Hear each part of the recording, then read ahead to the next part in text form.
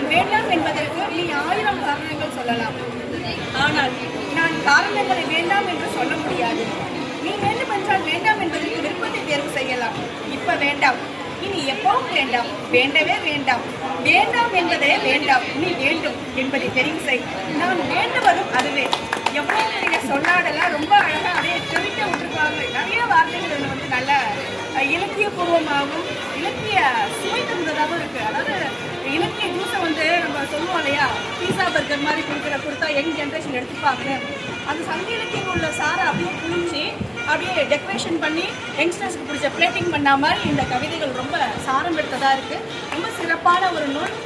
இந்த அழைப்பை ஏற்று வருகின்ற இந்த அத்தனை நல்லுணங்களுக்கும் சிறப்பான தமிழ் நல்லுலகிற்கு சிறப்பான ஒரு நூலை கொடுத்த கவிஞர் எழிலரசி அவர்களுக்கும் நன்றி தெரிவித்துக் கொள்கிறேன். வாழ்த்துக்கள். மென்மேலும் தமிழ் நல்லுலகிற்கு நிறைய படைப்புகளை தர வேண்டும்.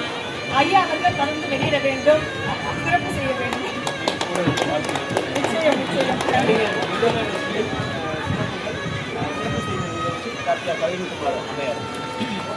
அம்மையார் எல்லாம் சொல்லுங்க சார். கவிஞர் எழிலரசி வருக தங்கள் ஏற்புரையை